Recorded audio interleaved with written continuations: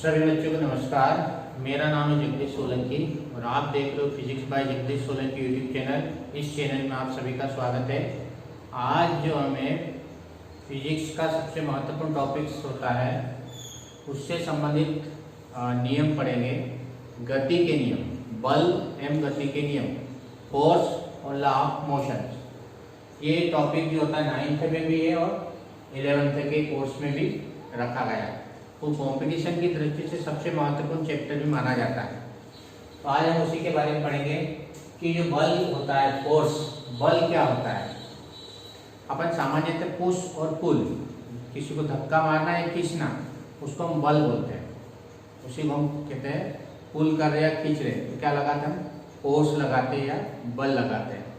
वास्तव में जो बल की परिभाषा जो होती है, डेफिनेशन होती है कि बल क्या होता है कि जब किसी वस्तु की अवस्था में यदि परिवर्तन होता है, जब किसी वस्तु की अवस्था में क्या होता है, परिवर्तन होता है, तो वो परिवर्तन करने वाला कारक जो होता है उस कारक को कहा गया है बल। यानी बल वह बाह्य कारक है जो किसी वस्तु की अवस्था में परिवर्तन कर देता है। किसी वस्तु की अवस्था में परिवर्तन करने के लिए जो कारक होता है उत्तरदायी, उस कारक को हम बल कहते हैं। यदि वस्तु विराम अवस्था में, तो यदि उस पर अपन ने बल लगाया या कारक लगाया तो क्या हो जाएगी, गति अवस्था में आ जाएगी। और यदि कोई वस्तु गति अवस्था में, उसको हमने रोका या धक्का मारा या फिर उसको हमने रोका तो क्या हो जाएगा, वो स्थिर अवस्था में आ जाएगा। और यदि कोई घूम रही है, उसकी दिशा में यदि परिवर्तन हो रहा है तो यदि उसमें भी क्या करने का, उसकी दिशा में परिवर्तन करने के लिए भी क्या लगाना पड़ेगा, अपने को बल लगाना पड़ेगा। यानी विराम अवस्था में हो या गति अवस्था में हो या उसकी दिशा में यदि कोई परिवर्तन करना हो तो अपने को कोई न कोई कारक की आवश्यकता होती है। उस कारक को बोलते हैं हम बल। यानी बल वह बाह्य कारक है जो किसी वस्तु की अवस्था में परिवर्तन करती है। विराम से गति में कर सकती है, गति से विराम में कर सकती है या उसकी दिशा भी बदल सकती है। उस कारक को हम बोलते हैं बल। अब बल, इसके आधार पर न्यूटन ने गति के 3 नियम दिए थे। तीनों नियम बल पर ही आधारित है। तो जो पहला नियम बहुत सिंपल होते, बच्चे रट लेते हैं। क्या होता है कि यदि कोई वस्तु स्थिर है तो हमेशा स्थिर ही रहेगी, और यदि कोई वस्तु गतिशील है तो हमेशा वो गतिशील ही रहेगी जब तक कि उस पर कोई बाह्य बल न लगाया जाए। यानी जब किसी वस्तु पर कोई बाह्य बल नहीं लगेगा तब उस स्थिति में यदि वस्तु स्थिर होगी तो हमेशा स्थिर ही रहेगी, और यदि वो गतिशील होगी तो क्या होगा, वो हमेशा गतिशील ही बनी रहेगी। कब तक, जब तक कि उस पर कोई भी बाहर से बल न लगाया जाए तब तक। यानी पहला जो नियम होता है आपको क्लियर ये करता है कि यदि वस्तु की अवस्था में यदि कोई परिवर्तन नहीं हो रहा तो इसका मतलब उस पर कोई बल नहीं लग रहा है। यदि मान लो कि वस्तु विराम अवस्था में रखी है, जैसे मान लो कि ये वस्तु हमारे पास, ये मान लो कि बोर्ड है, ये हमेशा विराम अवस्था में ही रहेगा। कब तक, जब तक कि इस पर अपन कोई बल लगाकर या इधर उधर इसको उठा के नहीं ले जाए तब तक। इसी प्रकार से यदि कोई वस्तु गतिशील अवस्था में है तो एक समान वेग से उसी दिशा में उसी वेग से गति करती रहेगी जब तक कि उस पर कोई बाह्य बल न लगाया जाए। यानी पहला नियम क्लियर है कि बल यदि नहीं लग रहा है किसी भी वस्तु पर तो उस वस्तु का वेग हमेशा नियत होगा। यानी यदि बल नहीं लगता तो वस्तु एक समान वेग से गति कर सकती है। तो वस्तु का उस गुण को ही नाम दे दिया जड़त्व। जड़त्व क्या होता है कि कोई भी वस्तु अपनी अवस्था में परिवर्तन नहीं कर सकती है। यदि वो स्थिर है तो हमेशा स्थिर रहेगी, और यदि गतिशील है तो वो गतिशील ही रहेगी। वस्तु का ये जो गुण होता है इसी को जड़त्व या इनर्शिया कहते हैं। और गैलीलियो ने सबसे पहले जड़त्व का नियम दिया था और न्यूटन ने उसी के आधार पर ये पहला नियम प्रतिपादन किया था उसके बाद। तो पहला नियम यही होता है कि यदि कोई वस्तु स्थिर है तो हमेशा स्थिर रहेगी, और यदि कोई गतिशील है तो हमेशा वो गतिशील रहेगी जब तक कि उस पर कोई बाह्य बल न लगाया जाए। इन्हें बल नहीं लग रहा है तो समझ लेना कि वस्तु यदि स्थिर है तो हमेशा स्थिर रहेगी, और यदि गतिशील है तो हमेशा वो गतिशील ही रहेगी। अब प्रश्न ये उठता है कि यदि किसी वस्तु को अपने लुढ़काते थोड़ी दूर लुढ़क के वो रुक जाती है, क्यों रुक जाती है? क्योंकि उसमें बाह्य बल लगता है, घर्षण बल। घर्षण बल, ट्रैक्शन फोर्स क्या होता है एक तरह का बाह्य बल ही होता है। उस बाह्य बल के कारण से वो क्या करता है, उसकी गति का विरोध करता है, जिसके कारण से उसकी गति धीरे धीरे कम हो जाती है और वो क्या होती है, वस्तु रुक जाती है। मान लो कि यदि अपने घर्षण बल को हटा दिया, मान लो व्यवहार में संभव नहीं है, परंतु हमने मान लिया कि किसी वस्तु की सतह पर घर्षण बल का मान 0 है, नगण्य मान है, तब उस स्थिति में क्या होगा, यदि एक बार वस्तु को लुढ़का दो तो वस्तु एक समान वेग से उसी दिशा में उसी वेग से क्या होगी, चलती रहेगी। कब तक, जब तक उस पर कोई एक्सटर्नल फोर्स नहीं लगाया, बाहरी बल नहीं लगाया जाए। तो ये गति का अपने पास पहला नियम होता है। तो इस नियम से यही निष्कर्ष निकलता है कि यदि वस्तु को हमने बल नहीं लगाया तो वस्तु समान वेग से उसी दिशा में एक सरल रेखा में हमेशा ही चलती रहेगी, या यदि रखी है स्थिर है तो हमेशा वो स्थिर रहेगी, विरामावस्था में ही रहेगी। रेस्ट में तो हमेशा रेस्ट में रहेगी, और यदि मोशन में है तो मोशन में ही रहेगी। कब तक, जब तक कि उस पर कोई एक्सटर्नल फोर्स नहीं अप्लाई करता, जब तक उस पर कोई बाह्य बल न लगाया तब तक वो हमेशा अपनी अवस्था में ही बनी रहेगी। अब इसमें जो है, इस नियम को जड़त्व का नियम भी कहते हैं। तो जड़त्व जो होता है, इस नियम को गैलीलियो ने या न्यूटन ने जो है जड़त्व का नियम भी कहा है, प्रथम नियम। अब जड़त्व क्या होता है, जड़त्व क्या होता है कि कोई भी वस्तु अपनी अवस्था में परिवर्तन स्वयं नहीं कर सकती, ये गुण उसका जड़त्व कहलाता है। जड़त्व जो होता है वो कोई भौतिक राशि नहीं है, ये उसका गुण है। जड़त्व किसी भी वस्तु का गुण होता है, कोई भौतिक राशि नहीं होती है, और इसकी कोई न तो विमा होगी न कोई मात्रक होगा, क्योंकि भौतिक राशि नहीं होती। ध्यान रखना, जड़त्व एक गुण होता है कि वस्तु स्वयं अपनी अवस्था में परिवर्तन नहीं कर सकती, वो गुण उसका जड़त्व कहलाता है। और सामान्यतः पर इसको द्रव्यमान से इसकी तुलना कर लेते हैं कि जिसका द्रव्यमान ज़्यादा होगा, मान लो दो वस्तु है, दोनों के लिए द्रव्यमान समान है, एक गतिशील और एक स्थिर है, तो दोनों के जड़त्व एक जैसे ही होंगे, उसका विरोध करने का गुण एक जैसे होगा। यानी कहने का मतलब ये है कि समान द्रव्यमान की वस्तु यदि गतिशील और स्थिर है तो उस कंडीशन में दोनों के जड़त्व एक जैसे होंगे, उसकी गति या वेग से कोई लेना देना नहीं उसका, कि उसका गुण अंतर्निहित गुण है, उसका अंदर का गुण है। तो जड़त्व का मतलब ये होता है कि कोई वस्तु अपनी अवस्था में स्वयं परिवर्तन नहीं कर सकती, ये गुण उसका जड़त्व कहलाता है, और ये उसका द्रव्यमान के कारण से होता है। यदि द्रव्यमान है, कोई वस्तु द्रव्यमान है, उसका मास है, तो वो हमेशा वहीं रखी रहेगी, या यदि गतिशील होता है वो तो हमेशा वो गतिशील रहेगा। ये गुण उसका क्या कहलाता है, उसका इनर्शिया कहलाता है, जड़त्व कहलाता है। इसलिए इस नियम को हम जड़त्व का नियम भी कहते हैं। इसी पर आधारित अपन उदाहरण देखते हैं पहले नियम के आधारित कि जड़त्व तीन प्रकार का होता है। एक तो विराम का जड़त्व होता है, गति का जड़त्व होता है, दिशा का जड़त्व होता है। विराम का जड़त्व का मतलब ये होता है कि यदि वस्तु विराम अवस्था में तो वो अपनी अवस्था में कोई परिवर्तन नहीं करना चाहती है, यदि करेंगे तो उसका विरोध होगा। गति का जड़त्व का मतलब यदि वस्तु गति अवस्था में तो वस्तु अपनी गति अवस्था में परिवर्तन का विरोध करेगी। और दिशा का जड़त्व मतलब यदि कोई वस्तु घूम रही है, उसकी दिशा में परिवर्तन हो रहा है, तो वो वस्तु भी अपनी दिशा का क्या करेगी, विरोध करेगी, घूमने का विरोध करेगी। उसको रोकना है तो क्या करना पड़ेगा, बल लगाना पड़ेगा, वो भी उसका विरोध करेगी। तो ये तीन प्रकार के हमारे पास में जड़त्व होते हैं। विराम का जड़त्व मतलब यदि वस्तु विराम अवस्था में हमेशा विराम अवस्था में ही रहना चाहेगी।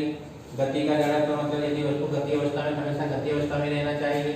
और यदि दिशा का जड़त्व यदि वस्तु कोई घूम रही है किसी दिशा में या चक्कर लगा रही है तो हमेशा चक्कर लगाने का ही प्रयास करेगी। तो ये तीन प्रकार के हमारे पास जड़त्व होते हैं। अब इसके एक एक उदाहरण यदि अपन देखते हैं विराम का जड़त्व, क्योंकि कारण बताओ इसमें प्रश्न पूछे जाते हैं कि ऐसा क्यों होता है।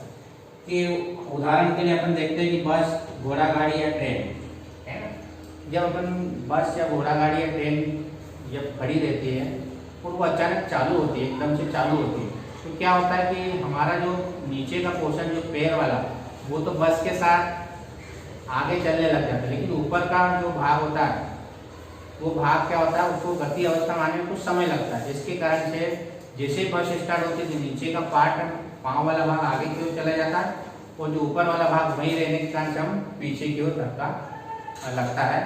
और इसी प्रकार से जैसे मान लो कि और भी उदाहरण ले सकते हैं इसमें कि कंबल को छत से पीटते हैं तो धूल के कण नीचे गिर जाते हैं, क्योंकि कंबल को जब पीटते हैं तो कण तो वहीं विराम अवस्था में रहते हैं, कंबल गतिशील हो जाता है, तो धूल के कण विराम अवस्था में होने कारण से वो नीचे गिर जाते हैं। पेड़ को यदि अपन हिलाते हैं तो टहनियाँ उसकी जो डालियाँ होती है वो गति अवस्था में जाती है, लेकिन पेड़ तो वहीं रहता है, तो वहीं रहने के कारण से क्या होगा, वो नीचे की ओर गिर जाएगा। ये कुछ उदाहरण है हमारे पास विराम के जड़त्व। इसी प्रकार से जो गति का जो जड़त्व होता है, इसमें गति के जड़त्व में क्या है कि मान लो कोई बस चल रही है, ट्रेन चल रही है, घोड़ा गाड़ी चल रही है, उससे चलती बस से अपन कूदते हैं तो क्या होता है कि जैसे अपन कूदेंगे तो हमारा जो पैर होता है वो तो विराम अवस्था में आ जाएगा, लेकिन हमारी जो बॉडी होती है वो अभी भी बस के साथ या ट्रेन के साथ या घोड़ा गाड़ी के साथ गति अवस्था में ही रहती है। तो जिसके कारण से पाँव तो स्थिर अवस्था में हो जाएगा, लेकिन हमारी जो बॉडी का ऊपरी पार्ट होता है शरीर का, वो क्या होता है आगे की ओर झुक जाता है या हम आगे की ओर गिर जाते हैं।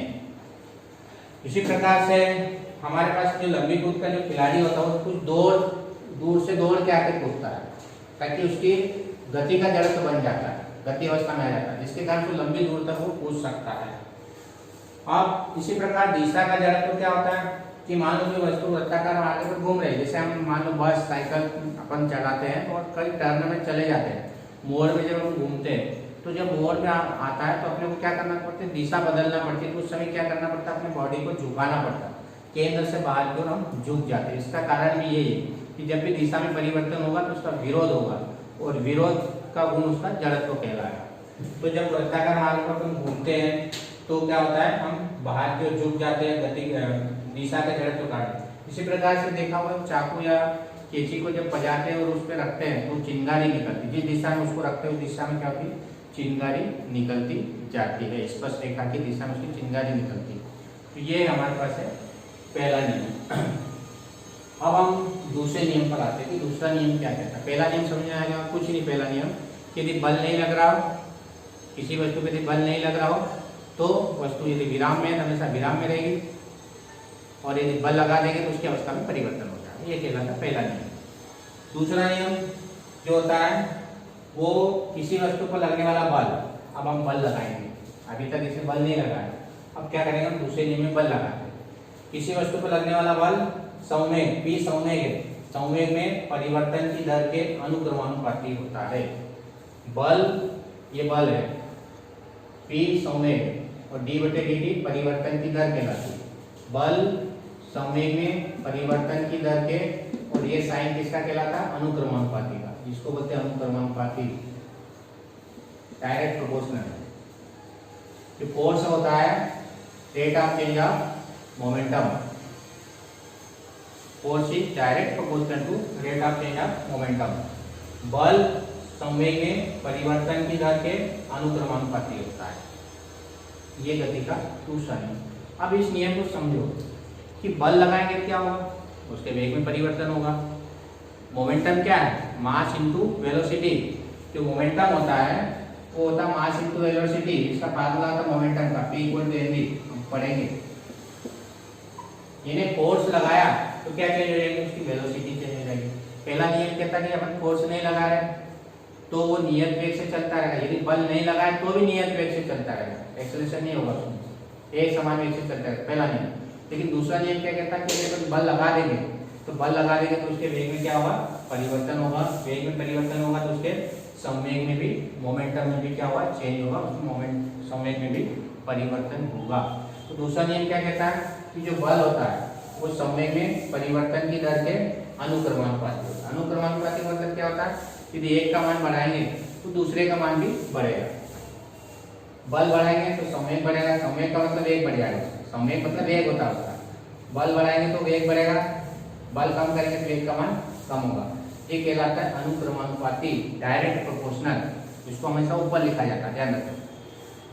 तो इस नियम को हम संवेग का नियम भी कहते हैं, दूसरे नियम को हम संवेग का नियम कहते हैं। इस नियम को समझना कैसे, इसके उदाहरण किस प्रकार से समझेंगे। बल और समय, बल ऊपर आ रहा है, समय नीचे आ रहा है, ये एक दूसरे के क्या होते हैं, व्युत्क्रमानुपाती। टाइम और फोर्स ये एक दूसरे के क्या होते हैं, व्युत्क्रमानुपाती, उल्टा होते हैं। कौन कौन, F और T, ये ऊपर है और ये नीचे समय। संवेग और ये समानुपाती, अनुक्रमानुपाती, लेकिन T और F जो होते हैं वो व्युत्क्रमानुपाती होते हैं। जब एक ऊपर आ जाए एक नीचे आ जाए तो उसको बोलते हैं इनवर्सली प्रोपोर्शनल, और ऊपर वाले को डायरेक्टली प्रोपोर्शनल होते हैं। इनवर्सली मतलब उल्टा होता है, एक का मान बढ़ाएंगे इंक्रीज करेंगे दूसरा डिक्रीज होगा, एक को बढ़ाएंगे दूसरा कम होगा, दूसरे को बढ़ाएंगे तो पहले वाला कम हो जाएगा। तो इस प्रकार उल्टा होता है। एक और T एक दूसरे के व्युत्क्रमानुपाती होते हैं, एक प्रोपोर्शनल 1/T, यानी टाइम बढ़ा देंगे तो क्या हो जाएगा, फोर्स कम हो जाएगा, बल कम लगेगा, ये एक दूसरे के व्युत्क्रमानुपाती होते हैं। अब यदि इसके उदाहरण अपन देखें सामान्यतः अपन जब क्रिकेट की बॉल पकड़ते हैं, कैच पकड़ते समय जो हाथ को हम पीछे की ओर खींच लेते हैं। पीछे की ओर खींचने से क्या होता है, टाइम का मान बढ़ जाता है। यहाँ टाइम कम लग रहा है, जिससे से पीछे ले जाए उसको टाइम का मान बढ़ जाएगा। टाइम बढ़ जाएगा तो बल का मान क्या हो जाएगा, कम हो जाएगा। उससे बल यानी चोट कम लगेगी, हाथ पे फोर्स कम लगेगा। तब जब अपन हाथ को पीछे की ओर खींचने से क्या होता है, टाइम का मान बढ़ जाता है। टाइम का मान बढ़ने से बल का मान, फोर्स का मान कम हो जाएगा, इसलिए अपने हाथ पे चोट कम लगेगी। दूसरा उदाहरण अपन देख सकते हैं कि यदि अपन मान लो पक्की फर्श पे कूदते हैं, एक मान लो ऊंचाई समान ऊंचाई से एक पक्की फर्श पे कूद रहे और एक रेत में कूद रहे, दोनों जगह हम कूद रहे हैं, तो पक्की फर्श में ज़्यादा चोट आती। क्यों? क्योंकि जब पक्की फर्श पे कूदते तो नीचे धंसती नहीं, टाइम कम लगता, और जब रेत पे कूदते तो थोड़ी धंस जाती। धंसने के कारण टाइम का मान बढ़ जाएगा। टाइम का मान बढ़ने से क्या रहेगा, बल का मान कम हो जाएगा। टाइम बढ़ाना, जब भी टाइम बढ़ जाएगा तो बल कम लगेगा। कम लगेगा मतलब चोट कम लगेगी। यदि मानो चीनी मिट्टी के कप को अपने फर्श पे गिरा और उसी चीनी मिट्टी के कप को अपने रेत पे गिरा तो फर्श वाला टूट जाएगा। क्यों? क्योंकि दबता नहीं, टाइम कम लगता है। टाइम कम लगता है बल ज्यादा लगेगा। और यदि उसी को रेत पे गिराएंगे थोड़ा धंस जाएगा, टाइम ज्यादा लगेगा। टाइम ज्यादा लगेगा तो बल का मान कम लगेगा। यानी कहने का मतलब ये है कि बल और समय एक दूसरे के क्या होते हैं, व्युत्क्रमानुपाती होते हैं। तो जितने प्रश्न आते हैं टूटने फूटने चोट वाले सब इसी पे आधारित आएंगे कि हाथ में चोट क्यों लगती है, या चीनी मिट्टी के बर्तन क्यों फूट जाते हैं फर्श गिरने पर, या पक्की फर्श में कूदते हैं तो ज़्यादा चोट लगती है, रेत में कूदते तो कम चोट लगती है। क्या कारण है? सबके कारण हुए, टाइम बढ़ गया, बल का मान कम हो गया। या जो सर्कस के जो खिलाड़ी होते हैं या जो करतब दिखाते वो उसकी नेट पे कूदते हैं, देखा हुआ नेट, जाली पे कूदते हो ताकि जाली नीचे दब जाती। नीचे दबने से टाइम बढ़ जाता है, टाइम बढ़ने से बल का मान कम हो जाएगा, फोर्स कम हो जाएगा तो चोट कम लगेगी। टाइम बढ़ाने के लिए सब किया जाता है। तो ये द्वितीय नियम के एप्लीकेशन से उसके उपयोग के ध्यान रखना। फिर आता तीसरा नियम, सबसे महत्वपूर्ण, प्रत्येक क्रिया के बराबर विपरीत प्रतिक्रिया होगी। ये नियम समझना बहुत जरूरी है क्योंकि ये प्रकृति का नियम है। प्रत्येक क्रिया के बराबर विपरीत प्रतिक्रिया होगी। इसका मतलब क्या हुआ कि मान लो कि अपन ने किसी को थप्पड़ मारा तो सामने वाले को चोट लगेगी, उतनी चोट अपने हाथ को भी लगेगी। आपने कोई क्रिया दी, मारा थप्पड़ या मुक्का मारा सामने वाले को, तो जितना आपने उसको मुक्का मारा उसकी उतनी चोट अपने को भी लगेगी। यानी यदि आप उदाहरण के लिए अपन देखें कि मान लो कि टेबल है रखी हुई यहाँ पर, इसके ऊपर एक किताब रखी हुई है, ये किताब बुक इस पर जितना फोर्स नीचे की ओर लगाएगी, किताब को मैंने पहली वस्तु मान लिया और इसको हमने दूसरी वस्तु मान लिया, तो किताब के द्वारा टेबल पर जितना बल लग रहा है नीचे की ओर, किताब क्या करेगी, टेबल पे नीचे बल लगाएगी, और टेबल क्या करेगी, इस पर ऊपर की ओर बल लगाएगी। ध्यान रखना, दोनों बल लगाएगी। यदि नहीं लगाती क्या होती, किताब नीचे दब जाती, नीचे गिर जाती। टेबल ज्यादा बल लगाती तो किताब ऊपर उड़ जाती, ऐसा नहीं होता। तो कहने का मतलब दोनों बल बराबर होते, इसलिए क्या होता है, बैलेंस होती है, संतुलित होती है, वहीं रखी रहती है। यानी कहने का मतलब ये कि जितना टेबल बल इस किताब पे लगाएगी उतना ही किताब इस टेबल पर भी बल लगाएगी। दोनों बल बराबर होंगे लेकिन डायरेक्शन हमेशा क्या होगी, विपरीत होगी। तो ध्यान रखना कि प्रत्येक क्रिया के बराबर विपरीत प्रतिक्रिया, क्रिया मतलब बल और सामने वाला लगा रहा हो उसकी प्रतिक्रिया। अब कोई सा भी क्रिया प्रतिक्रिया दोनों में से कोई सी हो सकती है, ध्यान रखना। सामने वाले की भी क्रिया हो सकती है और इधर वाले की भी क्रिया हो सकती है, दोनों क्रिया प्रतिक्रिया दोनों बोल सकते हैं। क्रिया बल और प्रतिक्रिया बल दोनों बराबर होंगे, ये दोनों बराबर है। और ये माइनस साइन क्या प्रदर्शित करता है, विपरीत दिशा होती है, इसलिए माइनस चिन्ह लगा। प्रत्येक क्रिया के बराबर विपरीत प्रतिक्रिया होगी। जितनी भी एक्शन होगी उसकी रिएक्शन होगी इक्वल एंड अपोजिट रिएक्शन होगी। जितनी भी एक्शन होती है, क्रियाएं होती है, यानी जितना हम फोर्स लगाते हैं उतना फोर्स वापस रिएक्शन फोर्स लगेगा हमारे ऊपर और वो इक्वल होगा लेकिन डायरेक्शन अपोजिट होगी। तो जितने फोर्स होते हैं उसकी डायरेक्शंस अपोजिट होती है लेकिन वो इक्वल फोर्स होते हैं।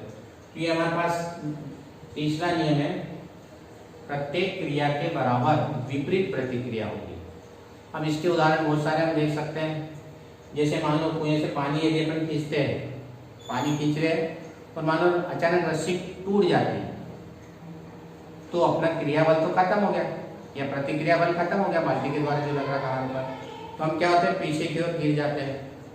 उसी प्रकार से यदि मान लो बंदूक चलाते हैं तो बंदूक चलाते समय क्या होता है, गोली आगे जाती है और झटका क्या होता है हमको पीछे की ओर लगता है। दोनों की डायरेक्शन अपोजिट होती है, ध्यान रखना। एक इधर जाए, गोली का वेग इधर होगा तो हमारा वेग इधर पीछे डायरेक्शन में होगा। नाव से जब नदी के किनारे कूदते हैं, नाव से बाहर उतरते हैं तो क्या करते हैं अपन, पाँव से नाव को पीछे की ओर धक्का मारते और हम आगे कूद जाते हैं। तो ऐसे बहुत सारे उदाहरण मिलेंगे। पानी में तैरते समय हम पानी को पीछे की ओर जितना हम खींचेंगे उतना हम आगे बढ़ते हैं। तो ऐसे बहुत सारे गति के तीसरे नियम के उदाहरण मिलेंगे। एक चीज ध्यान रखना इसमें कि क्रिया और प्रतिक्रिया दोनों अलग अलग वस्तु पर होगी, एक ही वस्तु पर नहीं होगी। दोनों बल एक साथ नहीं लगेंगे, एक ही वस्तु पर नहीं लगेंगे। क्रिया अलग वस्तु पे लगेगा, उसका प्रतिक्रिया अलग वस्तु पे लगेगा। तो क्रिया और प्रतिक्रिया दोनों अलग अलग वस्तु पे लगेंगे। और तीसरा नियम क्या कहता है कि दोनों जो प्रतिक्रिया बल होते हैं दोनों बराबर होते हैं, लेकिन दिशाएं विपरीत होती है। ध्यान रखना, जितने बल लगते हैं सब बल इसी पर आधारित है। जितने हम बल पढ़ेंगे वो पूरे सब बल इसी पे आधारित है, न्यूटन की गति के नियम पर ही आधारित होंगे, कोई सा भी बल हो। और इसको याद रखने के लिए क्या है कि पहला नियम होता है जड़त्व का नियम कहलाता है, दूसरा नियम संवेग का नियम कहलाता है, तो तीसरा नियम क्रिया का नियम कहलाता है। और शार्ट में याद रखना है जड़ से क्रिया। जड़ से क्रिया मतलब जड़त्व का नियम, संवेग का नियम और क्रिया प्रतिक्रिया का नियम या क्रिया का नियम, तीन नियम। जड़ से क्रिया, जड़ से मतलब जड़त्व का नियम, से मतलब संवेग का नियम, की क्रिया से मतलब क्रिया का नियम। तो ये तीनों नियम अपने को ध्यान रखना कि कौन सा नियम क्या कहलाता है। तीनों नियम का इंपॉर्टेंट समझ में आ गया होगा। इसमें कोई बल नहीं लगता है, इसमें बल लगता है और इसमें दो वस्तुओं के बीच बल लगता है। तो इस प्रकार से ये हमारे पास न्यूटन की गति के तीनों नियम अपने को अच्छी तरह से याद करना है। और इसके उदाहरण जो मैंने समझाए, इसी प्रकार से कोई दूसरे उदाहरण भी हो सकते हैं, उसको भी अपने को याद करना है, समझना है। यदि ये वीडियो आपको अच्छा लगता है तो आप अपने दोस्तों के साथ इस वीडियो को शेयर करें और इस चैनल को सब्सक्राइब करें और बेल आइकन के बटन को प्रेस करें ताकि आने वाले वीडियो की नोटिफिकेशन आप तक पहुंच जाए। धन्यवाद। जय हिंद, जय भारत, वंदे मातरम।